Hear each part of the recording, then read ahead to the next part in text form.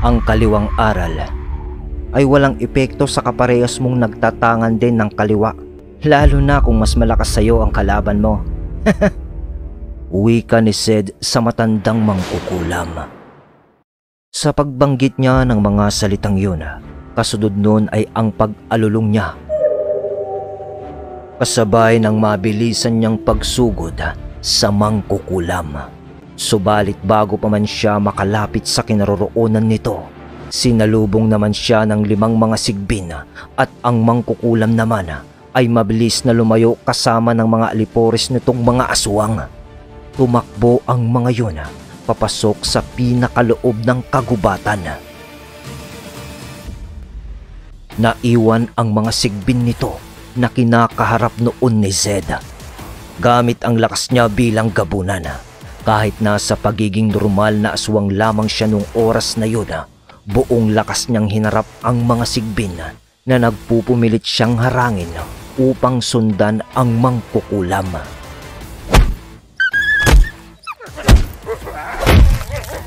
Naibabalibag man niya ang iba sa mga ito, agad din naman yung bumabangon at pilit siya noong hinaharangan ng mga ito sa pamamagitan ng pag-atake ng mga ito sa kanya. Maya-maya pa, nang hindi na niya maatim ang kakulitan ng mga sigbin na yun, dito niya ibinunto ng galit niya sa mangkukulam na tumakas kasama ang mga niyanggaw nitong mga tao upang maging aswang. Pagdakot ni Zed sa likuran ng isang sigbin, buong puwersa niya itong hinatak ng kanyang 2 kamay habang nakabaon ang mahahaba niyang kuko na naging sanhi upang mahati ang katawan ng sigbin. Ang 4 pang natitirang sigbin noon ay pinagtulungan siyang pagkakagatin. Habang nakabaon ang mga ngipin ng sigbin na yon sa kanyang katawan, nagawa pa niyang tawanan ang mga yun dahil sa walang epekto para sa kanya ang mga kagat ng mga ito. Matapos niyang tawanan ang mga yun, isa-isa niyang pinag-aalis sa kanyang katawan at isa-isa niya ring itong pinugutan ng ulo. Matapos niya yung gawin, tatakbo na sana siya papasok din sa kagubatan nang bigla naman siya noong nakarinig ng isang boses na tinatawag ang kanyang pangalan. Sa paglingon niya sa kung saan nagmumula ang tinig, nakita niya si Jacob na mabilis na tumatakbo papalapit sa kanya. Paglapit nito sa kanya, agad nitong tinanong na, "Pare, nasaan ng mga nilalang?" Agad na tanong ni Jacob kay Zed. "Nakatakas ang mga nilalang, kasama ng makukulam. Susundan ko sana kaso hinarang ako ng mga lecheng sigbin na to. Nagtungo sila sa gitna ng kagubatan na yan. Ano, tutugisin ba natin?" Tugon naman ni Zed sabay balik ng tanong. Kailangan talaga pre. Ngayon din ay kailangan na nating mapas lang ang mangkukulam na yun. Kaunting panahon na lang ang meron tayo upang mailigtas ang ginang at mailayo ito sa kapahamakan. Pati na ang buntis at sanggol nito. Uwi ka naman ni Jacob na despiradong paslangin ng mangkukulam. Nang marinig naman ni Zed ang sinabi noon ng kanyang kaibigan, mas pinili niya noon na magpalit sa kanyang 3 anyo bilang isang ganap na gabunan.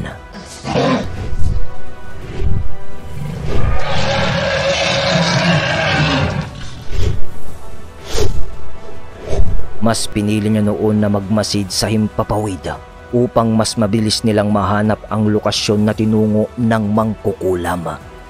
At si Jacob naman ang magmamasid sa ibaba.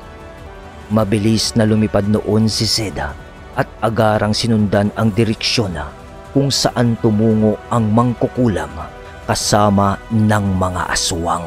Si Jacob naman ay mabilis na tumakbo habang sinusundan ang direksyon kung saan patungo si Zed. Ilang minuto pa ang lumipas. Nasipat niya noon si Zed na may itinuturo na parte ng gubat habang ito ay nasa himpapawid. Kaya agad na sinundan ni Jacob ang itinuturong lugar ni Zed sa kagubatan. Ilang segundo pa ang lumipas, nakasipat siya noon ng liwanag na nililikha ng isang sulok at katabi nito ang isang kubo na mayroon ding mga nakasinding kandila. Umusal siya noon ng pansabulag at nagtaas ng mga bakod sa katawan upang paghandaan ang mga pangyayaring di inaasahan. Marahan siyang lumapit noon sa kubo habang nasipat niya noon si Zed na dumapo sa isang sanga ng malaking puno. Nang medyo nakalapit na siya noon sa kubo, nakita niya ang isang simbolo na nakaukit sa lupa at nasa paligid nito ang mga aswang na nakatuwad habang itinataas ang mga kamay nito sa langit. Ang mangkukulam naman ay nasipat niya noon sa loob ng kubo habang may hawak-hawak na isang manikang itim na tinutuhog-tuhog nito ng gapakong mga karayom. Ganon kalalaki. Sa puntong yun ay di na nakapagpigil si Jacob. Kaagad niyang binunot ang sangkot at mabilis na sumugod patungo sa kubo. Nang maramdaman siya noon ng mga nilalang, mabilis naman yung nagsipulasan sa paligid. Ang mangkukulam naman nun ay dali-daling lumabas ng kubo upang siya ay kaharapin. Nang magkatitigan ang dalawa, agad naman nagwika ang mangkukulam ng Tignan mo nga naman, isang antingero at aswang ang gustong kumalaban sa akin. wika ng matanda habang nakatitig kay Jacob. Sa pagbanggit noon ng mangkukulam, kasabay nito ang pag-uusal noon ng mga orasyong pantawag sa demonyong kasangga nito na sinabayan naman ni Jacob ng mga orasyon na pantawag din sa mga dalakit noon. Maya-maya pa, nagpalit na rin ang matandang mangkukulam ng anyo bilang aswang. At kasabay nun ang muling paglitaw ng mga niyanggaw nitong mga tao. Subalit, natigilan naman noon si Jacob nang biglang bumulusok pa ibaba ng puno si Zed at bumagsak ito sa lupa. Tila ba may umatake dito na hindi nito namamalayan. Sa pagsipat ni Jacob noon sa nilalang na umatake kay Zed, nakita niya na ang nilalang na yun ay isang demonyong gubat. Halos napapalibutan ang buong katawan nito ng mga baging at ugat ng puno na siyang nagpapakunat sa mga balat nito. Meron din yung malalapad na mga pakpak na parang sa paniki. Mahaba din ang mga kuko nito at may sungay yun na parang gawa sa kahoy. Agad din naman noon nakabangon si Zed mula sa pagkakabagsak nito sa lupa at agad itong umangil habang tinitignan ang demonyong umatake sa kanya.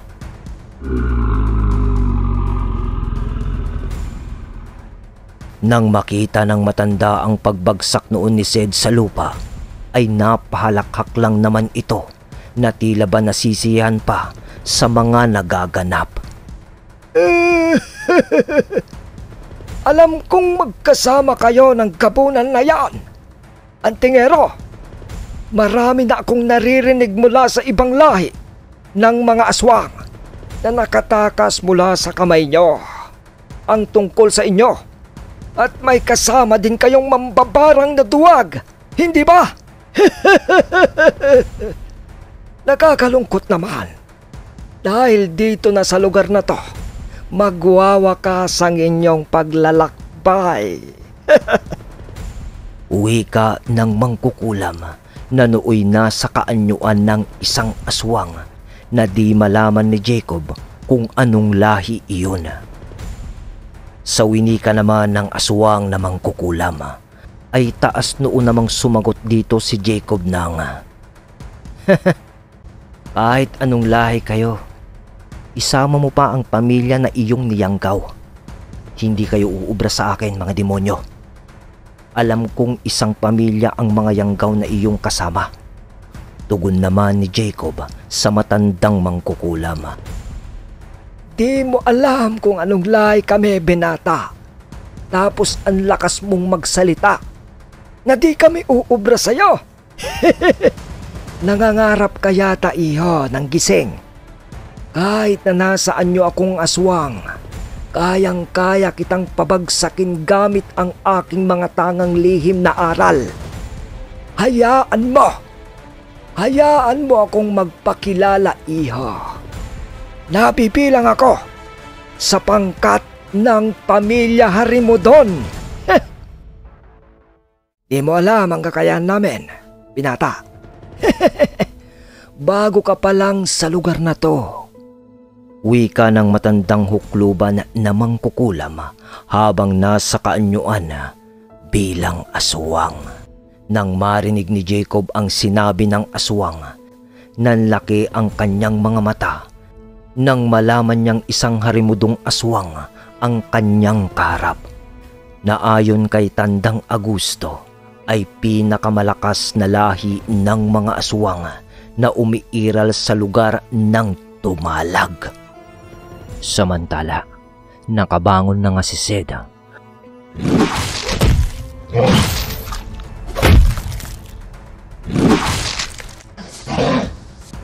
Malalakas na kalabog naman noon ang nililikha ng dalawang magkalabang aswang na si Sed at ng demonyong gubat na kasangga ng mangkukulam, dahil sa nagagawa nitong ibalibag si Sed sa mga puno habang naglalaban sila sa ere.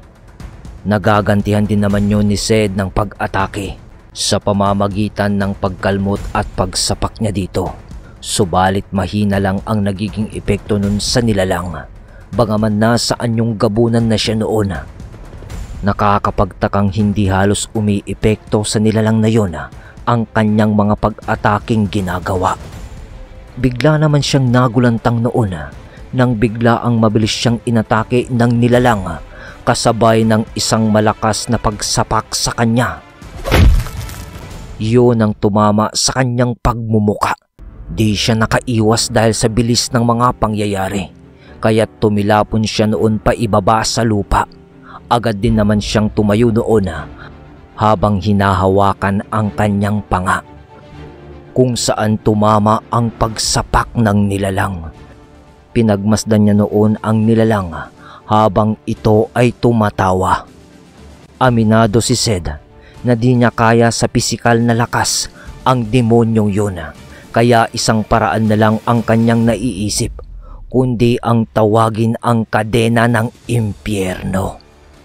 Habang nagaganap naman ang labanan sa pagitan noon ni Zed at ng demonyo, nag-uumpisa na ding mag-init noon si Jacob, dahil sa masyado siyang minamaliit ng mangkukulam na may lahing Harimudon. Kaya naman ay agad niyang inusal ang sibat ni Atardar at ipinakapit niya yon sa kanyang sangkot na tinatangan. Tapos ay ibinaon niya pa yon sa lupa at agad ding hinugot. Ginawa niya yon upang kontrahin ang kabal ng mangkukulam kung sakaling ito ay nagtataglay ng puder at bakod sa katawan.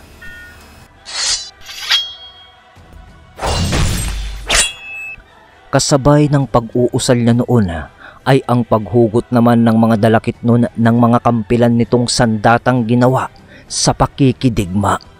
Dahil sa kanilang ginawa, agad naman silang sinugod noon ng mga yanggaw na aswang na lahing Harimudon, na sinalubong naman ng mga dalakit noon na kasangga ni Jacob. Habang silang dalawa noon ng mangkukulam ay nagpapakiramdaman sa kung sino ang unang gagalaw at aatake. Subalit habang tinititigan niya noon ang mangkukulam, inuusal naman niya sa isip niya ang pambasag ng mutya na isa sa kakayahan ng tangan niyang Satur Coronados. Iniisip niya yon ng pasimple sa matanda. Subalit wala siyang naramdamang nabasag na mutya mula sa matandang mangkukulam. Kaya napagtanto niya na wala itong tangang mga mutya at tanging orasyon at mga buhay na salita lamang ang tanging ginagamit nito. Ngunit naramdaman ng mangkukulam noon ang kanyang ginagawa, kaya naman nagwika ito ng Iyo, kung inaakala mong nagtatangan ako ng mga mutya, nagkakamali ka. Tanging bertud lamang ng pagiging aswang ko ang aking tangan at pagiging mangkukulam na siya namang bihirang makamtan ng mga ordinaryong mangkukulam. Nais ko lang ipaalam sa iyo, Iyo, na ako si Leonardo, na pinakamalakas sa aming lahing Harimudon, dahil sa ako ang pinuno ng angkan namin. wika ng matandang mangkukulam. Nang marinig naman ni Jacob ang mga pinagsasasabi ng matanda, buong tapang naman niya itong sinagot ng tama ng satsat. Laban! Wala akong pakialam sa kung sinong demonyo ka. At gusto ko lang malaman mo na ngayong gabi, sisiguraduhin kong magwawakas na ang iyong pag-iral dito sa mundo. Tugon naman ni Jacob sa matanda. Kasabay ng pagwika niya noon, mabilis naman niyang sinugod noon ang mangkukulam habang nagbibitaw ng mga pamakong dasal. Subalit nakakatakas ang nilalang dahil sa mabilis din itong kumikilos at napakalikot nito, kaya naman di yun magawang tamaan ng mga binibitawang orasyon ni Jacob. Kaya naman mas pinili niya noon na labanan ito ng malapitan. Subalit nang malapit na siya sa mangkukulam, nagpalit naman yun ng anyo bilang isang dambuhalang baboy na halos kasing taas na niya. At kaagad siya nitong sinuwag na kanya namang agad na iniwasan. Sa muling pagsugod ng aswang ay muli niya yung iniwasan. Subalit agad niya ding iwinawasiwas ang kanyang sangkot na tangan, dahilan naman para gumuhit sa muka ng mangkukulam ang talim ng kanyang sangkot. Natigilan ito sa pag-ataking ginagawa nito at unti-unting bumabalik sa pagiging tao dahil sa orasyong nakakapit sa sandata ni Jacob, ang sibat ni Atardar. Matapos ng mga kaganapang yun, lumikha naman ng salamangka at mahika ang mangkukulam gamit ang kanyang tungkod na may bungo ng tao na nagbibigay sa kanya ng kakayahang makakilos muli ng napakabilis. Nagulat naman si Jacob sa ginawa ng mangkukulam. Di niya inaasahan, isa rin palang salamangkero ang mangkukulam na yon. Di niya halos masundan ang paggalaw ng mangkukulam dahil sa para itong napakaitim na usok na mabilis siyang iniikutan. Sandaling ipinikit ni Jacob ang kanyang mga mata at inusal ang orasyon para sa 7 liwanag ng kalangitan sa pamamagitan ng 7 Arkanghel Medalyon. Matapos niyang mabanggit ang usal na yun, kahit na nakapikit siya, biglang lumiwanag ang buo niyang kapaligiran at nakikita niya ang paggalaw ng nilalang. Nang bigla siya nitong linundagan mula sa likod at nag-aamba itong itarak ang kanyang tungkod. Mabilis niyang hinarap nun ang nilalang na labis namang ikinagulat ng nilalang dahil sa di nito inaasahang mababasa ni Jacob ang kanyang pag-ataking gagawin at nasalag nito ang kanyang tungkod sa pamamagitan ng sangkot nitong tangan. Pagkalapat ng sangkot ni Jacob sa tungkod ng mangkukulam, halos masunog naman ang kalahati nitong bahagi. Muli na sanang iwawasiwas ni Jacob ang kanyang sandata noon nang mabilis namang nakalayo sa kanya ang mangkukulam. Kaya naman, hangin lang ang kanyang tinamaan noon. Di halos makapaniwala noon ang mangkukulam dahil sa nagawa ni Jacob na salagin at basahin ang isa sa pinakamalakas niyang pag-atake. Samantala, Sa pagbunot ni Zed sa kadenang nagmula sa impyerno, nanlaki naman ang mga mata noon ng demonyong gubat kasabay ng pagwiwika nito ng paano napunta sa iyo ang kadenang pagmamay-ari ng aming Panginoong Belial?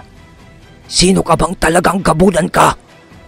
Kaya pala nagagawa mong makipagsabayan sa akin dahil sa nagtatangan ka rin ng kapangyarihan ng isa sa mga Diyos ng impyerno. Gulat na wika ng demonyong gubat.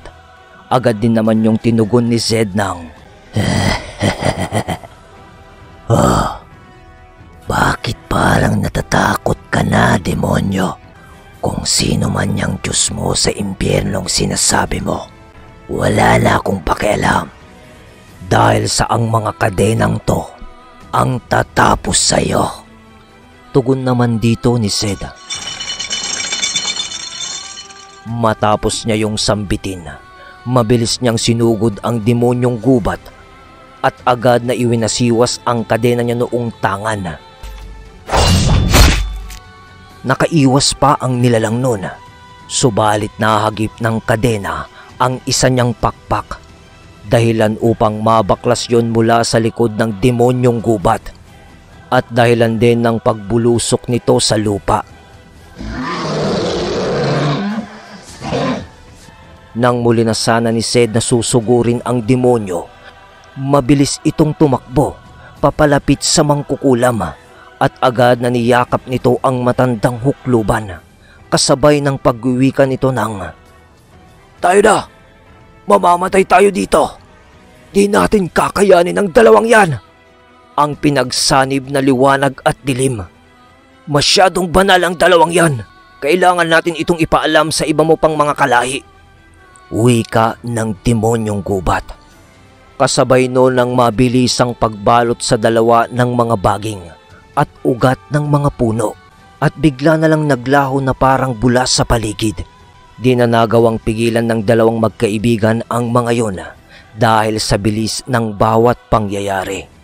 Ngunit nakarinig sila noon ng isang boses na nagmumula sa kapaligiran na nagsasabi ng Tandaan nyo ang araw na to, mga tampalasang nilalang.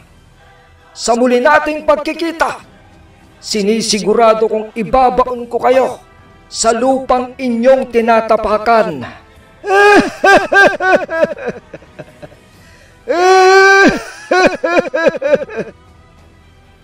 Boses nilang narinig na umieko sa buong kapaligiran. Nang marinig nila ang dalawang boses na yon, halos manggalaiti naman sa galit si Zed dahil sa ginawang pagtakas ng mangkukulam. Mga duwag! Sigaw niya na umalingaw-ngaw sa buong paligid. Sa pagtakas ng mangkukulam at ng demonyong gubat, naiwan no ng mga yanggaw na aswang na naghihinalo na dahil sa mga pinsalang natanggap ng mga ito mula sa mga dalakit noon. Nang makita ni Zed na buhay pa ang mga yon, dito niya ibinunton ang galit niya dahil sa nabigo silang paslangin ang mangkukulam.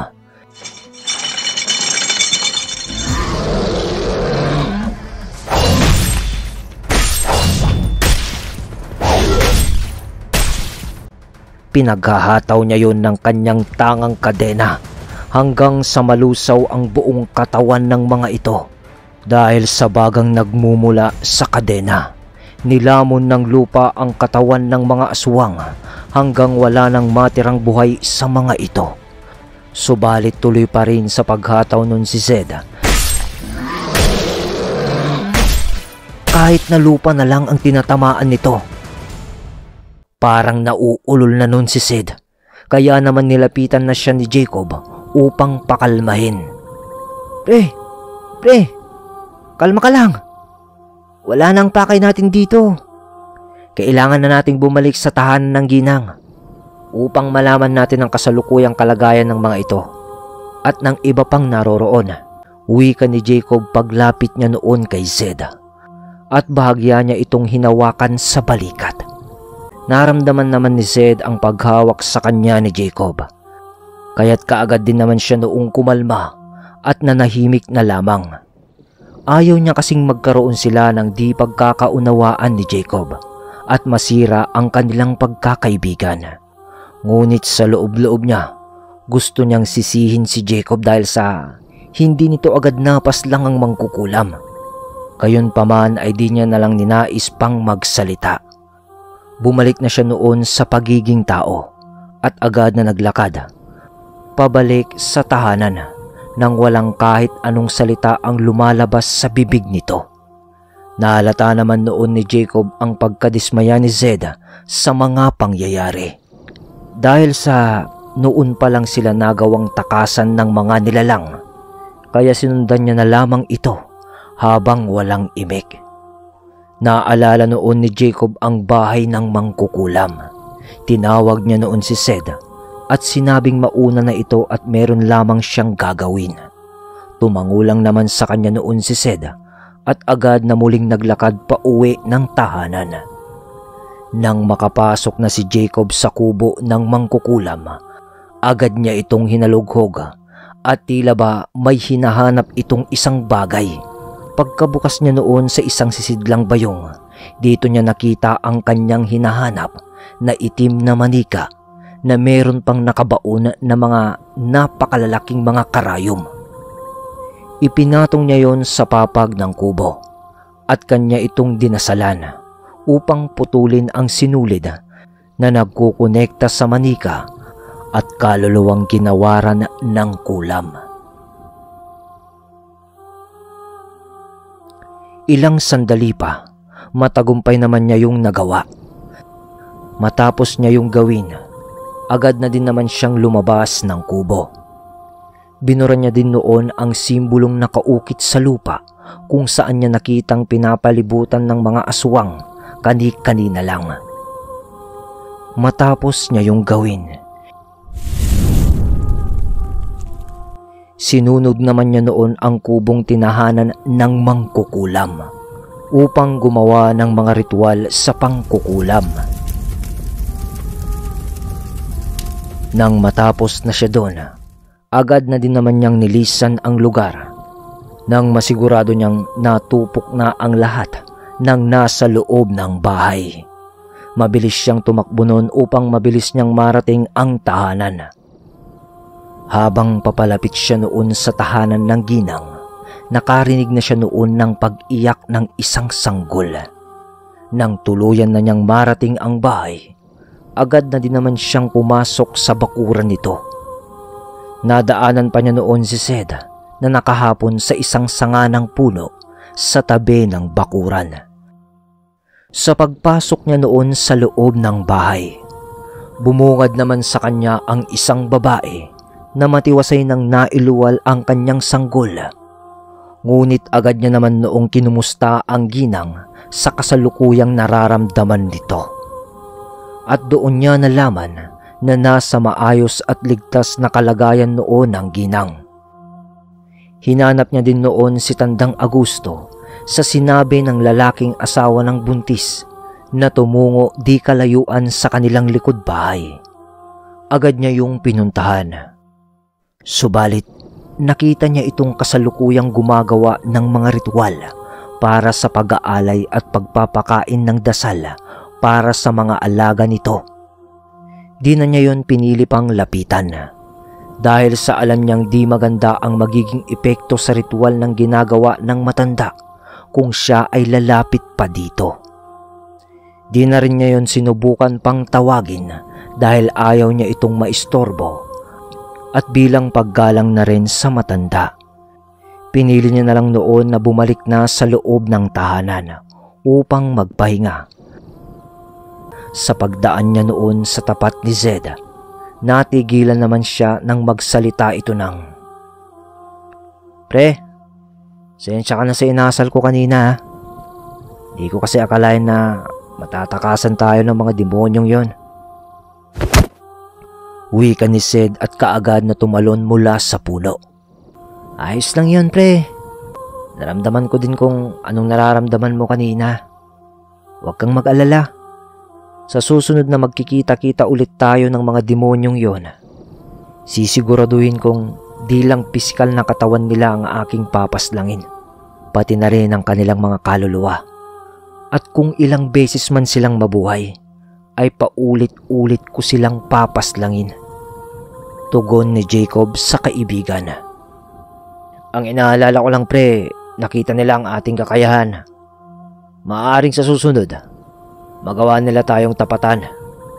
Aminado akong malakas ang mga nilalang na yun na nakalaban natin sa kagubatan. At baka magawa nila tayong paghandaan dahil sa alam nilang darating tayo sa kanilang lugar. Wika naman ulit ni Zed. Mukhang natatakot ka, kaibigan ko ah. Huwag kang mag-alala. Kakampi natin ng Diyos. Alam kong di niya tayo pababayaan. Magtiwala ka lang, pre. Tugon naman niya kay Zed. Di naman sa natatakot ako, pre. Naalala ko lang ang ating mga kaligtasan at mga maiiwang pamilya kung sakali mang mapas lang tayo ng isang digmaan. Ang ibig kong sabihin kailangan din siguro nating maganda para sa susunod pa nating mga laban. Ngumiti lang naman noon si Jacob sa sinabi ni Zed at sinabing huwag na siyang mag-alala at gagawin nila ang lahat upang paghandaan ang mga susunod pang mga pangyayaring di nila inaasahan. Matapos ng kanilang mga naging pag-uusap, pumasok na si Jacob sa loob ng tahanan. Naiwan si Zed at muling umakyat sa puno at doon na lang muna siya magpapahinga dahil sa di maganda ang kanyang nararamdaman pag pumapasok siya sa loob ng bahay dahil sa sanggol na kalalabas pa lang sa sinapupunan ng kanyang ina. Hinayaan na lang naman siya noon ni Jacob sa kanyang nais at nagpatuloy sa pagpasok sa loob ng tahanan. Pagpasok niya doon, bumungad naman sa kanya ang lalaking umiiyak at labis ang pagpapasalamat sa kanilang ginawang pagliligtas sa kanyang ina at asawa at sa kanyang anak. Nakakalabas pa lang. Nginitian lang naman yon ni Jacob at sinabing walang anuman dahil sa kasama sa kanilang sinumpaang tungkulin ang iligtas ang mga inaapi at ginagambala ng masasamang elemento. Maya-maya pa, pumasok na rin sa loob ng bahay noon si Tandang Agusto at agad na kinumusta ang kanilang ginawang pagtugis sa mangkukulam. Anak iha, kumusta ang ginawa niyong pagtugis sa mangkukulam? Napas lang niyo ba? Ramdam ko ang unti-unting paggaling ng ginang, kaya't sigurado akong nagawa niyong mapaslang ang mangkukulam na yan. Hindi ba? Tanong ng matanda kay Jacob pagbungad sa kanya nito. Ang totoo ho niyan, Tang. Hindi ho namin napaslang ang mangkukulam. Nakatakas ho sila kasama ng demonyong gubat na kasangga nito. Tugon naman ni Jacob. Isa ho siyang harimo doon, Tang. At nagpakilala siyang si Leonardo. Dagdag pa nito. Leonardo ba ka mo, iho? Sagot na tanong naman sa kanya ni Tandang Agusto na bakas ang pagkagulat sa kanyang sinabi. Oo, Tang. Bakit ho? Siya ang pinuno ng laing harimo doon, iho. At ilang beses na niya akong muntikang napaslang sa labanan, Jacob. Kilala siya bilang isang malakas na gumagamit ng itim na salamangka at mahika. At hindi lang yun, may alam din siya sa mga lihim na aral sa kaliwa bilang isang mangkukulam at aswang. At may koneksyon din siya sa engkanto ng piringan.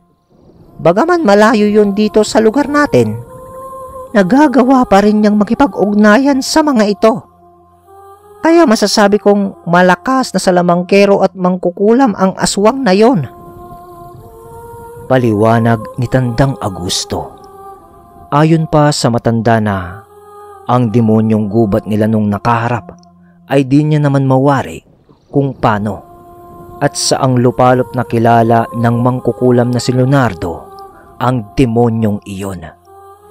At sinabi pa nito na namumukod tangi sa lahat ng lahi ng Harimudon ang mangkukulam na yon. Dahil sa yun lamang ang tanging nagtatangan ng ganoong klase ng karunungan. Nang marinig ito ni Jacob, di na lang siya umimik pa dahil sa nakita niya na mismo ang kakayahan ng pinuno ng Harimudon. Nang natapos ang kanilang pag-uusap noon, di na nila namalayan na tulog na pala lahat ng tao sa loob ng bahay. Kaya naman nang mapansin nila noon na sila na lang ang tanging gising, pinili nila na matulog na lang din muna dahil sa nakakahiya namang maabala nila ang mga taong namamahinga ng gabing iyon sa tahanang kanilang kinaroroonan.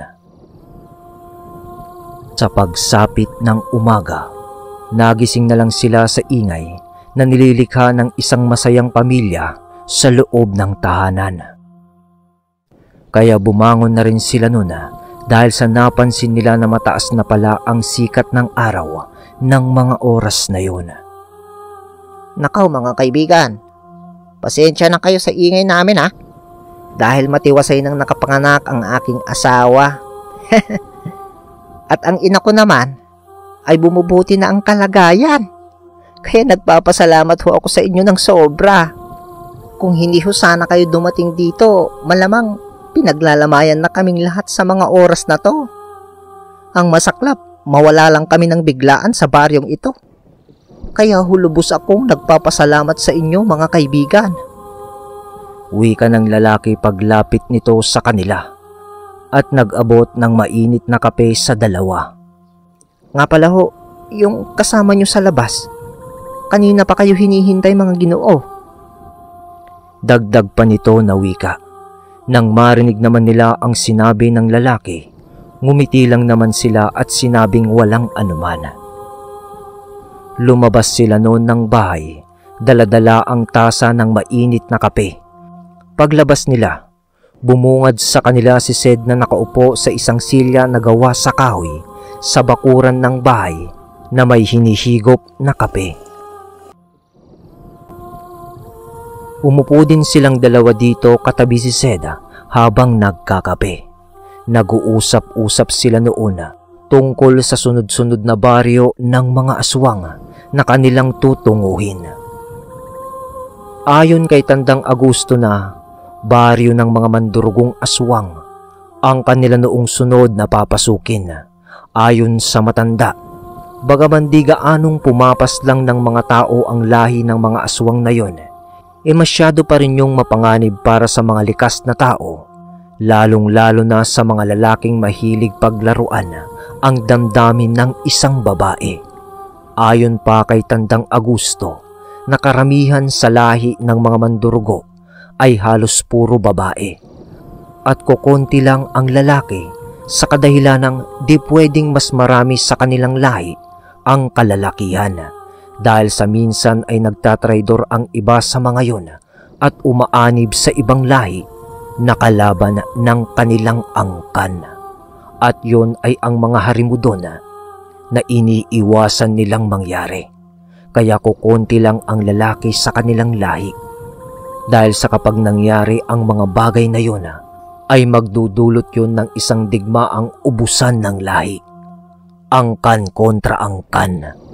Ayon pa sa mga nakalap na impormasyon ni Tandang Agusto tungkol sa mga mandurugong aswang na may hinahanap ang mga yon na anak ng isang gabunan ng mga bangkilan na naging asawa ng kanilang pinuno noong unang panahon. Ngunit dahil sa kanilang walang tigil na paghahanap ay napapaibig sila sa mga ordinaryong tao na kapag nagawa silang lokohin ay kanila itong pinapaslang sa pamamagitan ng pagsipsip ng dugo hanggang sa matuyo na ang katawan ng isang taong kanilang biniktima. Kaya mapanganib pa rin sa mga tao ang lahi na yun. Kaya kailangan din nilang lipulin ang mga yun para sa kapakanan ng mga ordinaryong tao, makasalanan man o hindi, dahil parte pa rin ng likha ng Diyos ang mga taong nakakagawa ng mga kasalanan. Nang marinig naman ng magkaibigan ang mga sinabi noon ng matanda, ay nagkatinginan naman silang dalawa dahil sa umagaw sa kanilang atensyon ang sinabi nitong anak na gabunan ng mga bangkilan. Kaya naman di napigilan ni Zed ang kanyang sarili at sinabi nito kay Tandang Agusto na, "Tang, tama ho ba yung narinig ko? Hinahanap ng mga mandurugong aswang ang anak ng gabunan na mga bangkilan?" Tanong niya sa matanda. Oo, iho. Bakit? May alam ka ba tungkol doon? Tugon ng matanda sabay bato ng tanong kay Zed. Kasi utang, baka ang tinutukoy nila ang aking ama na anak ng gabunang bangkilan at mandurugong aswang. Nasabi ho kasi sa akin ng aking ama ang tungkol sa aking mga namayapang lolo't lola. Wika naman ni Zed na labis na ikinagulat ng matandang mambabarang. Kaya pala kakaibang enerhiya ang nararamdaman ko mula sa iyo, iho. Sa tuwing nasa anyo ka ng pagiging aswang mula ka sa angkan ng mga bangkilan na may malakas na gabunan noong unang panahon? Gulat na wika ni Tandang Agusto. Sa tanong naman na yon ng matanda ay si Jacob ang sumagot dito ng, "Oho, Tang, ang ama ni Sid dati ang nagtatangan ng mutya ng gabunang bangkilan na sa kasamaang palad ay pumanaw na din dahil sa isang sumpang kumapit sa kanyang katawan mula sa maharlikang diwata ng kalikasan na si Dumakulim. Subalit na ipasa ang birtud sa anak nito at yun ay ang aking kaibigan." Tugon ni Jacob sa matanda. Napalunok ng laway nun si Tandang Agusto dahil sa hinabahaba ng kanilang pagsasamang tatlo. Nun pa lang niya nalaman na kasama pala nila ang nilalang na nagtatangan ng birtud na nagmula sa isang kinikilalang Diyos ng impyerno na si Belial. Matapos ng kanilang mga naging pag-uusap, napagpasya na nilang muling ipagpatuloy na ang kanilang paglalakbay bago sila umalis sa tahanan noon ng pamilyang kanilang iniligtas mula sa kamay ng mangkukulam. Ay pinakain muna sila ng mga ito at pinabaunan ng mga ilang bagay na kanilang mapapakinabangan sa kanilang paglalakbay. Tulad na lang ng mga pagkain na lubos naman nila noong ipinagpapasalamat. Bago sila tuluyang umalis noon, ay nag-abot muna si Jacob ng mga pangontra sa mga yun upang maging ligtas sila sa mga maaaring paggambala sa kanilang muli ng mga masasamang elemento. Matapos niya yung iabot sa pamilyang yun, ay nagpatuloy na silang muli upang tahakin ang daan patungo sa digmaang kanilang susuungin. At sa pagpapatuloy ng kwento, magaganap ang pagsubok kay Sid sa baryo ng mga mandurugong aswang.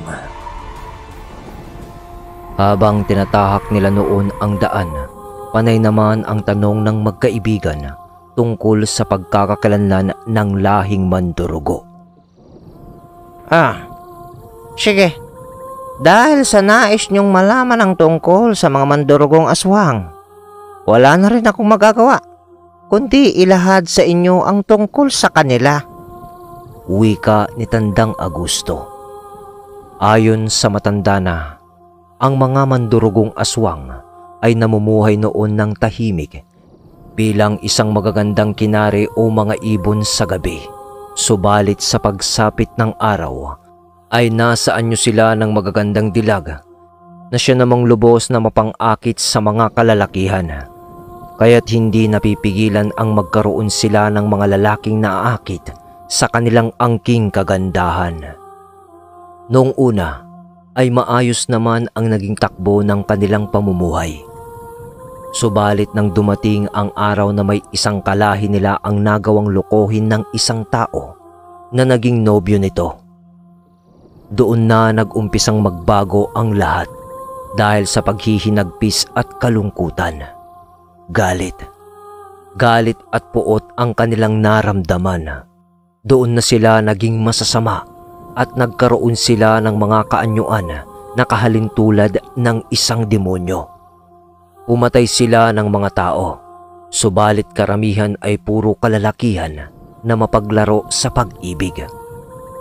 Dahil sa kanilang mga ginagawang pagpaslang ng tao, doon na rin sila inumpisang lipulin ng mga albularyo.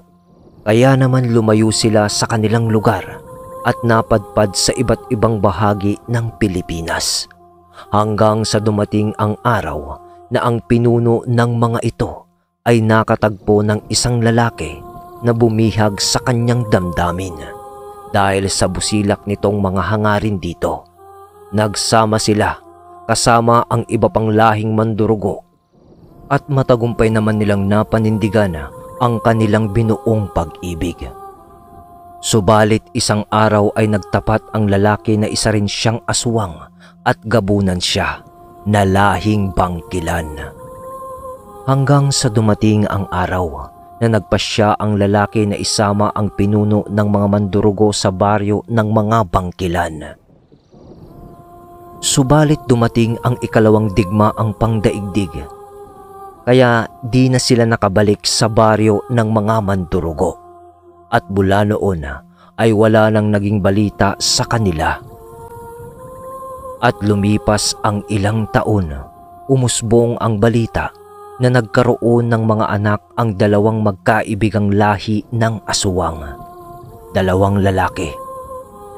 Subalit kasagsagan pa rin noon ng digmaan at doon napas lang ang babaeng mandurugo. At ang gabunan naman ay nagtungo sa isang bayan ng Negros matapos ng ikalawang digmaan, at doon na ito na maalam sa mundo. Kaya naman hinahanap ng lahi ng mga mandurugo ang mga anak ng mag-asawang aswang upang magbakasakali na kung makita nila ang mga yun ay magawa nila itong muling pamunuan ang kanilang lahi, bagaman ito ay isang lalaki. Ngunit sa tinagal-tagal ng kanilang naging paghahanap dito, ay bigo silang matagpuan kahit saang bayan sa Negros. Kaya naman nang may umusbong na isang dyablo noon sa Dumangas, ay dun sila umanib sa pag-aakalang yun ang kanilang hinahanap na tao. Subalit nang malaman ng mga ito na ginagamit lang sila nitong kasangkapan sa digmaan, ay tumiwalag din ang mga yun at dito na sa dumalag sila na malagi. Ang lahat ng ito, iho, ay base lamang sa mga nakalap kong impormasyon tungkol sa lahi nila. At di ko naman masasabing ito ay totoo, sapagkat iyon ang naging usap-usapan lamang ng mga iilang albularyo na sumubok na lipulin ang mga aswang sa lugar na ito. Kasama na ako doon. Subalit lahat kami ay nabigo lamang dahil sa walang tigil na pagdami ng mga aswang sa lugar na ito na nagtatangan ng mga lihim na aral. Huling wika ni Tandang Augusto matapos nitong mailahad ang kanyang nalalaman tungkol sa mga mandurugong aswang. Nang marinig ito ng magkaibigan, doon na nila nakumpirma na si Ginoong Bugil nga ang hinahanap ng mga mandurugo.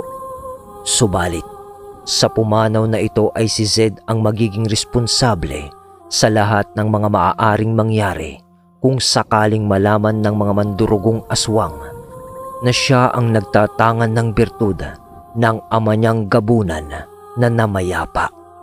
Ang birtud na nagmula pa sa mga kadatuan na may basbas ng mga dyablo o mga nahulog na anghel mula sa kaharian ng Diyos. Bahala na. Pagdating natin sa lugar na yon, hanggat maaari lang ho sana tang, huwag niyo hong babanggitin sa kanila ang aking pinagmulan. Bagaman isa rin akong makasalanan na tao, ay masasabi kong mas makasalanan pa sila, ang lahi nila, dahil sa pumapas lang sila ng tao na lalang din ng ating Panginoon. At kahit may dugong nananalaytay sa aking mga ugat mula sa angkan nila, ay di ko sila kikilalanin bilang mga kauri. Wika ni Zed na konting diin sa kanyang pananalita. Tama yan, pre. Walang lugar ang mga demonyong kagaya nila dito sa ating mundong ginagalawan. Lahat ng nilalang na taliwas sa ating Diyos na may likha ng lahat ay kalaban na rin natin na di dapat pakitaan ng awa. Pagsang-ayong tugon naman ni Jacob kay Sed. Tama na yan mga iho. Tsaka nyo na lang ilabas yung galit nyo kapag nandun na tayo. Pinikilabutan ako sa inyo. Singit naman ng matanda sa pag-uusap ng dalawa. Matapos ng kanilang mga naging pag-uusap, lumipas pa ang ilang oras ay nakarating na sila sa sunod na baryo. Dahil sa malapit lang yun ay agad nila yung narating. Subalit di na nila pinili pang manatili doon. Dumaan lang sila noon sa isang kainan sa baryo at pagkatapos nilang kumain, doon ay agad na din naman silang umalis sa lugar na yun dahil sa wala naman silang nararamdamang mabigat na presensya sa paligid ng baryo. Sa pagsapit ng kinahapunan ng mismong araw na yun, kumukulimlim na ang kalangitan.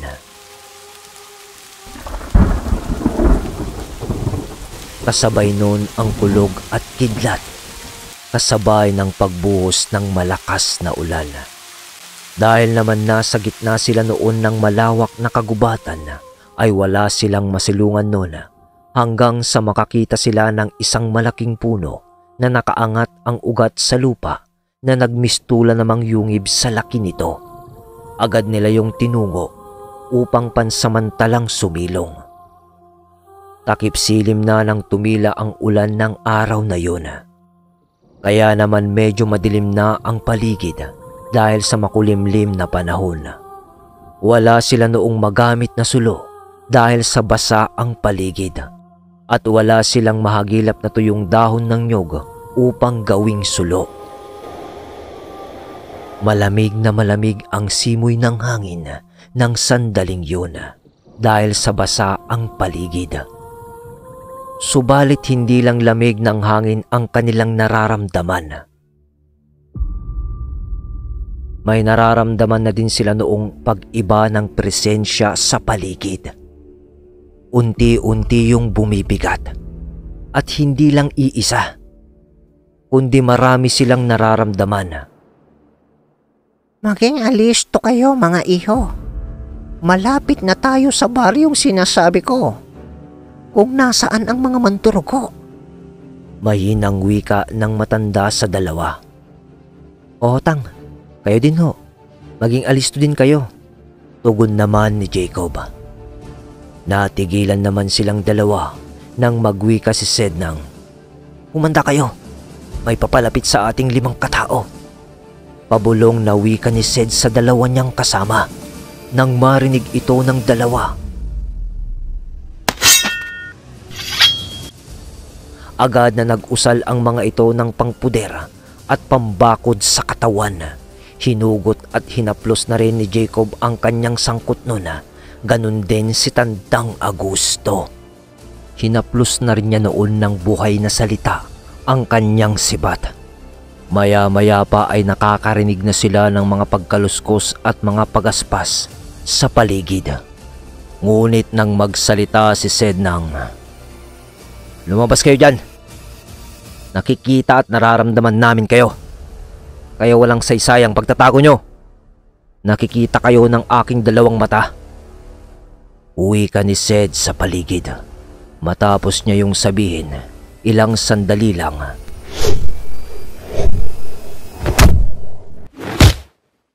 Dalawang aswang ang lumapag sa kanila noong harapan na nasa kaanyuan ng tao. Subalit may malalaki at malalapad itong mga pakpak.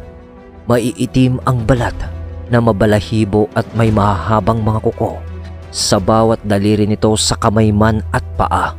Kasunod ng mga ito ang 3 matatandang babae ang lumabas mula sa mga puno na pinagkukublian ng mga ito.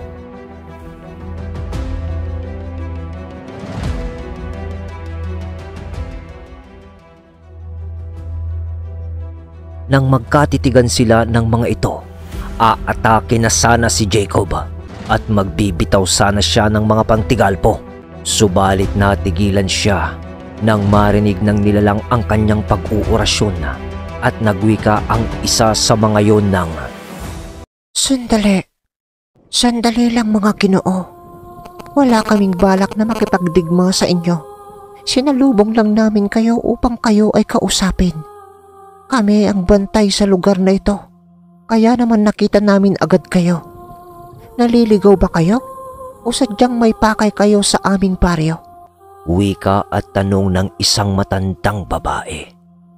Augusto, sabihin mo, anong kailangan nyo sa muli mong pagbisita dito sa aming baryo? At nagsama ka pa ng isang aswang at antingero ng kalan dito? Dagdag pa na tanong nito sa matandang mambabarang. Kung kayo ay walang balak sa pakikidigma, pero kami ng dalawa pang kasama ko ay nais wakasan ang pag-iral nyo dito sa lugar at nang matigil ang paghahasik nyo ng takot at kamatayan sa inyo ng bawat binibiktimang tao. Tugon naman ni Tandang Augusto. Subalit muling tumugon ng mahinahon ang matandang sumalubong sa kanila sa daan ng, Augusto, mga Ginoo, matagal na kaming nananahimik sa lugar na ito. Napansin nyo naman siguro yon nang madaanan nyo ang isang baryo bago kayo makarating dito, hindi ba? Wala na kaming ginagampalang mga tao dahil sa hindi namin makita-kita ang aming hinahanap pa nung unang panahon. Kaya tumigil na kami at di na kami lumalabas sa nasasakupan ng aming baryo. Kung ayaw niyong maniwala, hali kayo.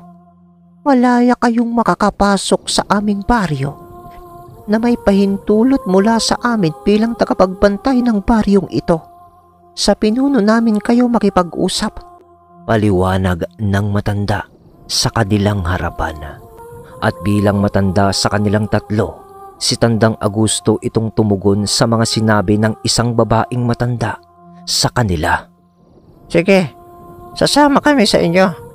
Subalit kapag naramdaman namin na mayroong kayong masamang balak sa aming tatlo, di kami magdadalawang isip na lipuling kayo. Tugon ni Tandang Augusto matapos nilang marinig ang mga sinabi ng matandang babae. Huwag kayong mag-alala. Wala kaming gagawin sa inyo.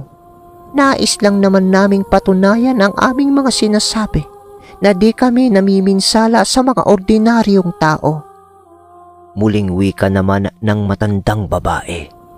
Matapos ang kanilang mga naging pag-uusap, sumama nga silang tatlo sa mga nilalang na kabilang sa angkan ng mga mandurugo. Binalik na nila noon ang kanilang mga sandata sa kanilang mga kaluban at walang pag-aalinlangang pumasok sa baryo ng mga ito. Pagpasok nila sa baryo, bagaman madilim ang paligid, alam nilang tatlo na marami ang nakatingin sa kanila habang sila ay naglalakad kasama ang 5 taong sumalubong sa kanila sa daan. Makalipas ng ilang minuto nilang paglalakad, dinala sila ng mga ito sa isang malaking puno na mayroong kubo sa itaas nito. Kita nila yon mula sa ibaba dahil sa meron yung nakasinding sulo sa mismong tapat ng pintuan nito. At sa palibot ng puno ay ang mga hagdan na gawa sa kahoy na nakaikot sa katawan ng puno. Mga Ginoo, narito na tayo sa tahanan ng aming pinuno. Hali kayo at umakyat tayo. Wika ng matanda at nag-umpisa na nga itong umakyat sa hagdana patungo sa itaas ng puno kung nasaan ang kubo na sinasabi nilang tahanan ng kanilang pinuno. Nang marinig nilang tatlo yun, inilibot muna nila ang kanilang paningin sa buong paligid at doon nila nakita ang mga nilalang na walang kibo habang sila ay pinagmamasdan. Nakikita nila ang mga ito dahil sa maliwanag ang buong paligid dahil sa mga sulo na nakasindi sa bawat kubo ng baryong iyon. Matapos nila yung gawin, sumunod na rin sila sa matandang papaakyat sa puno. Nang marating nila ang itaas ng bahagi ng puno kung nasaan ang kubo, muling nagsalita ang matanda ng, Mga Ginoo, pumasok na kayo at kanina pa kayo hinihintay ng aming mahal na pinuno. wika ng matanda. Nang marinig nila ito, pumasok na sila sa kubo. Pagpasok nila doon, tumambad sa kanila ang isang babaeng nakatalikod at nakaharap sa bintana ng kubo habang nagwiwika ng, Maligayang pagdating sa aming baryo, mga Ginoo. Batid kung nais nyo lang wakasan ang pag-iral namin sa lugar na ito. Isang kahilingan lang ang nais ko mula sa inyo. Mga antingero, ramdam ko mula sa inyo ang malakas na gamit ng kanan na kayang tumalo sa mga abilidad ng mga harimudon.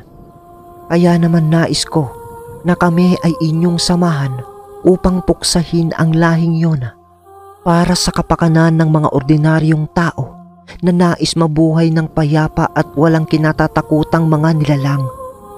Matagal na kaming nagbago. Nararamdaman din kasi namin ang kalungkutan at bigati ng bawat pamilya na aming binibiktima. Alam kong katulad din lang namin kayong mga tao na nagdaramdam sa tuwing mawawalan kayo ng mga taong mahalaga sa inyong buhay. wika ng babae sa maalumanay nitong boses habang ito ay nakatalikod sa kanila. Nang marinig naman yun ng tatlo, kumunot ang kanilang mga noo at nagkatinginan sa bawat isa. Dahil sa di nila inaasahang sasabihin yun sa kanila nito, kaya naman tumugon si Tandang Agusto ng, Balak sana namin kayong lipurin. Lahat na nandirito. Subalit sa sinabi mong yan, mukhang di namin yung kailangan pang gawin. Pero sa isang kondisyon. tugon ng matanda. Nang marinig yon ng babae, umarap ito sa kanila na labis nilang ikinagulat dahil sa isang magandang dilag ang pinuno ng mga mandurugo. Ang inaasahan nila kasi ay may edad na ang pinuno ng mga ito o kaya naman ay isang matanda.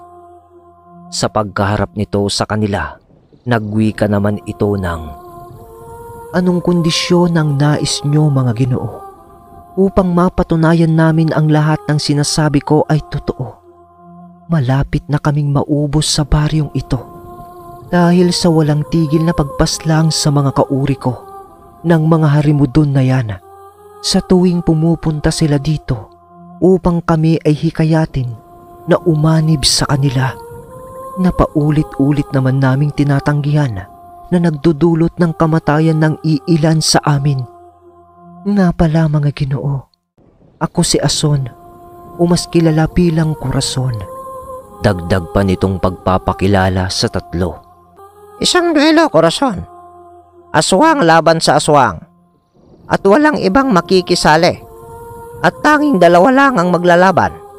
Sa pinakamalakas niyong mandirigma, laban sa aswang naming kasama. Tugon ni Tandang Agusto habang nakakapit sa balikat ni Sed.